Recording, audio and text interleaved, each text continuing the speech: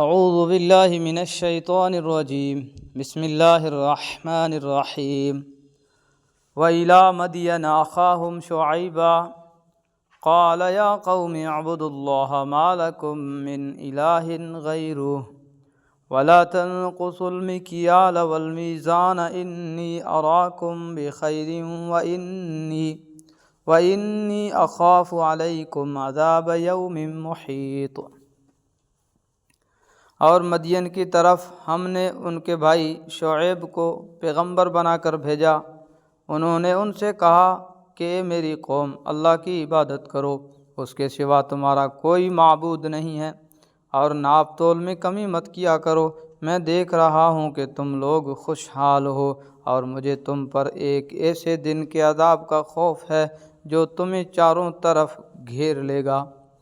مدین اور حضرت شعیب علیہ السلام کے مختصر تعارف کے لیے سورہ اعراف 85 کا حاشیہ ملاحظہ فرمائیے۔ مدین کا علاقہ بڑا زرخیز تھا، اور یہاں کے لوگ بحیثیت مجموعی خوشحالی کی زندگی بسر کرتے تھے۔ حضرت شعیب علیہ السلام نے ان کی خوشحالی کا دو وجہ سے خاص طور پر ذکر فرمایا۔ ایک یہ کہ اتنی خوشحالی کے بعد تمہیں دھوکہ بازی کر کے کمائی کرنے کی ضرورت نہیں ہونی چاہیے، اور دوسرا یہ کہ اس خوشحالی کے نتیجے میں تمہیں اللہ تعالیٰ کا شکر گزار ہونا چاہیے، نہ یہ کہ اس کی نافرمانی پر آمادہ ہو جاؤ۔ وَيَا قَوْمِ أَوْفُوا الْمِكْيَالَ وَالْمِيزَانَ بِالْقِسْطِ وَلَا تَبْخَسُوا النَّاسَ أَشْيَاءَهُمْ وَلَا تَعْثَوْا فِي الْأَرْضِ مُفْسِدِينَ۔ اور اے میری قوم کے لوگو، ناپ تول پورا کیا کرو، اور لوگوں کو ان کی چیزیں گھٹا کر نہ دیا کرو، اور زمین میں فساد پھیلاتے مت پھرو۔ قرآن کریم نے یہاں جو الفاظ استعمال فرمایا ہے وہ بڑے جامع ہیں، جو الفاظ استعمال فرمائے ہیں وہ بڑے جامع ہیں، اور ان میں ہر قسم کے حقوق داخل ہو جاتے ہیں۔ مطلب یہ ہے کہ جب تم پر کسی بھی شخص کا کوئی حق واجب ہو تو اس میں ڈنڈی مار کر یا طاویلا کر کے اسے کم کرنے کی کوشش نہ کرو، بلکہ ہر حقدار کو اس کا حق پورا ادا کرو۔ جیسا کہ سورہ اعراف میں عرض کیا گیا تھا کہ اس قوم کے بعض افراد راستوں پر چوکیاں لگا کر بیٹھ جاتے اور مسافروں سے زبردستی ٹیکس وصول کرتے تھے، اور بعض لوگ مسافروں پر ڈاکہ ڈالا کرتے تھے۔ اس فقرے میں ان کی اسی بدعنوانی کی طرف اشارہ ہے۔ بقیت اللہ خیر لکم ان کنتم مؤمنین وما انا علیکم بحفیظ۔ اگر تم میری بات مانو تو لوگوں کا حق ان کو دے دیا کرو، اگر تم میری بات مانو تو لوگوں کا حق ان کو دینے کے بعد جو کچھ اللہ کا دیا بچ رہے، اگر تم میری بات مانو تو لوگوں کا حق ان کو دینے کے بعد جو کچھ اللہ کا دیا بچ رہے وہ تمہارے حق میں کہیں بہتر ہے، اور اگر نہ مانو تو میں تم پر پہرہ دار مقرر نہیں ہوا ہوں۔ قالوا یا شعیب اصلاتک تأمرک ان نترک ما یعبد آباؤنا او ان نفعل فی اموالنا ما نشاء انک لانت الحلیم الرشید۔ وہ کہنے لگے، اے شعیب، کیا تمہاری نماز تمہیں یہ حکم دیتی ہے کہ ہمارے باپ دادا جن کی عبادت کرتے آئے تھے ہم انہیں بھی چھوڑ دیں، اور اپنے مال و دولت کے بارے میں جو کچھ ہم چاہیں وہ بھی نہ کریں؟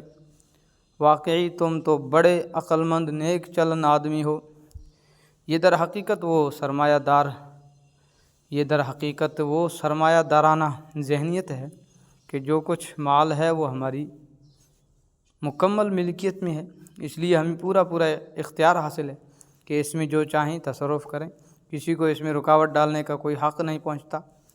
اس کے برعکس قرآن کریم کا اشارہ یہ ہے کہ ہر مال پر اصل ملکیت اللہ تعالیٰ کی ہے، البتہ اس نے اپنے فضل و کرم سے انسان کو عارضی ملکیت عطا فرمائی ہے۔ دیکھیے سورہ یاسین آیت 71، لہٰذا اسی کو یہ حق ہے، لہٰذا اسی کو یہ حق ہے کہ وہ اس ملکیت پر کچھ پابندیاں عائد کرے۔ دیکھیے سورہ قصص آیت 77، اور جہاں مناسب سمجھے وہاں خرچ کرنے کا حکم دے۔ دیکھیے سورہ نور آیت 33۔ اللہ تعالیٰ کی طرف سے یہ پابندیاں اس لیے عائد کی جاتی ہیں تاکہ ہر شخص اپنی دولت کا حصول اور خرچ ایسے صحت مند طریقے پر کرے کہ معاشرے میں ہر ایک کو یکساں مواقع حاصل ہوں، کوئی کسی پر ظلم نہ کر سکے، اور معاشرے میں دولت کی تقسیم منصفانہ ہو سکے۔ مزید تفصیل کے لیے دیکھیے اسلام کا نظام تقسیم دولت از حضرت مولانا مفتی محمد شفیع صاحب رحمۃ اللہ علیہ۔ یہ جملہ انہوں نے طنز کے طور پر بولا تھا کہ البتہ بعض مفسرین نے اسے حقیقی معنوں میں قرار دے کر اس کا مطلب یہ بتایا کہ تم تو ہمارے درمیان ایک عقل مند اور نیک چلن آدمی کی حیثیت سے مشہور ہو، تم نے ایسی باتیں کیوں شروع کر دی ہیں؟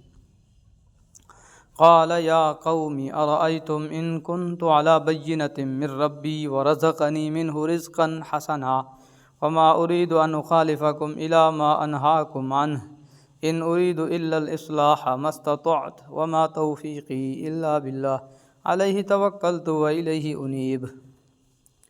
شعیب نے کہا ہے میری قوم کے لوگوں، ذرا مجھے یہ بتاؤ کہ اگر میں اپنے پروردگار کی طرف سے ایک روشن دلیل پر قائم ہوں اور اس نے خاص اپنے پاس سے مجھے اچھا رزق عطا فرمایا ہے، تو پھر میں تمہارے غلط طریقے پر کیوں چلوں؟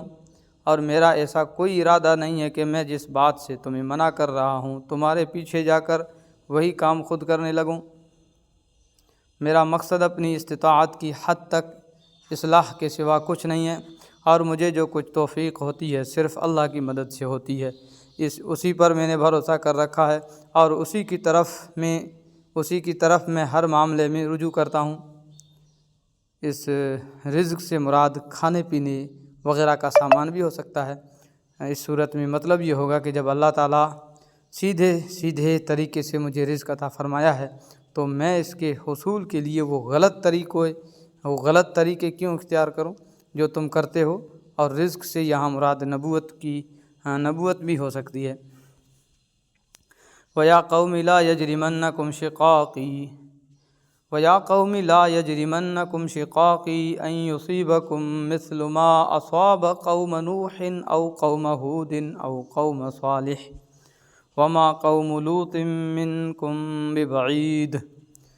اور اے میری قوم، میرے ساتھ ضد کا جو معاملہ تم کر رہے ہو کہیں تمہیں اس انجام تک نہ پہنچا دے کہ تم پر بھی ویسی ہی مصیبت نازل ہو جیسی نوح کی قوم پر یا ہود کی قوم پر یا صالح کی قوم پر نازل ہو چکی ہے، اور لوط کی قوم تو تم سے کچھ دور بھی نہیں ہے۔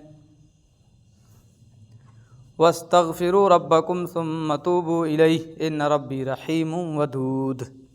تم اپنے رب سے معافی مانگو، پھر اسی کی طرف رجوع کرو، یقین رکھو کہ میرا رب بڑا مہربان، بہت محبت کرنے والا ہے۔ قالوا یا شعیب ما نفقہ کثیرا مما تقول وإنا لنراک فینا ضعیفا ولولا رہتک لرجمناک وما انت علینا بعزیز۔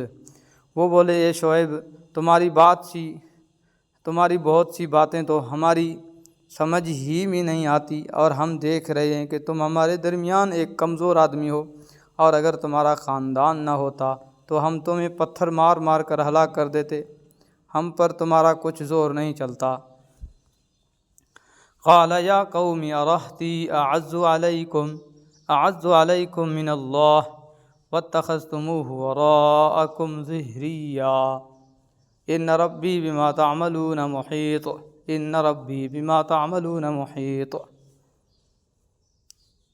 شعیب نے کہا میری قوم، کیا تم پر میرے خاندان کا دباؤ اللہ سے زیادہ ہے،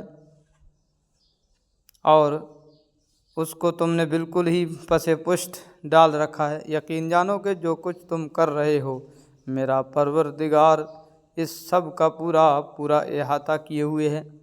یقین جانو کہ جو کچھ تم کر رہے ہو میرا پروردگار اس سب کا پورا احاطہ کیے ہوئے ہے۔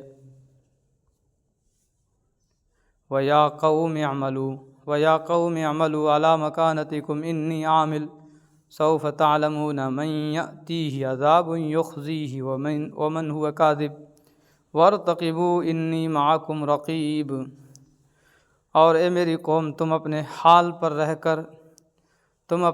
پر رہ کر جو چاہو عمل کیے جاؤ، میں بھی اپنی طریقے کے مطابق عمل کر رہا ہوں۔ ان قریب تمہیں پتہ چل جائے گا کہ کس پر وہ عذاب نازل ہوگا جو اسے رسوا کر کے رکھ دے گا، اور کون ہے جو جھوٹا ہے، اور تم بھی انتظار کرو، میں بھی تمہارے ساتھ انتظار کر رہا ہوں۔ یعنی میری تبلیغ کے باوجود اگر تم اپنی ضد پر قائم رہتے ہو تو آخری چارہ کار یہی ہے کہ تم اپنے طریقے پر قائم رہو اور میں اپنے طریقے پر، پھر دیکھو کہ کس کا انجام کیا ہوتا ہے۔ وَلَمَّا جَاءَ أَمْرُنَا نَجَّيْنَا شُعَيْبًا وَالَّذِينَ آمَنُوا مَعَهُ بِرَحْمَةٍ مِّنَّا وَأَخَذَتِ الَّذِينَ ظَلَمُوا الصَّيْحَةُ فَأَصْبَحُوا فِي دِيَارِهِمْ جَاثِمِينَ۔ اور آخرکار جب ہمارا حکم آ پہنچا تو ہم نے شعیب کو اور ان کے ساتھ جو ایمان لائے تھے ان کو اپنی خاص رحمت سے بچا لیا، اور جن لوگوں نے ظلم کیا تھا انہیں ایک چنگھاڑ نے آ پکڑا اور وہ اپنے گھروں میں اس طرح اوندھے منہ گرے رہ گئے۔ اس کی تشریح کے لیے دیکھیے سورہ اعراف کا حاشیہ۔ كَأَن لَّمْ يَغْنَوْا فِيهَا أَلَا بُعْدًا لِّمَدْيَنَ كَمَا بَعِدَتْ ثَمُودُ كَأَن لَّمْ يَغْنَوْا فِيهَا أَلَا بُعْدًا لِّمَدْيَنَ كَمَا بَعِدَتْ ثَمُودُ، جیسے کبھی وہاں بسے ہی نہ تھے۔ یاد رکھو کہ مدین کی بھی ویسی ہی بربادی ہوئی جیسی بربادی سمود کی ہوئی تھی، جیسے کبھی وہاں بسے ہی نہ تھے۔ یاد رکھو مدین کی بھی ویسی ہی بربادی ہوئی جیسی بربادی سمود کی ہوئی تھی۔ صدق اللہ العظیم۔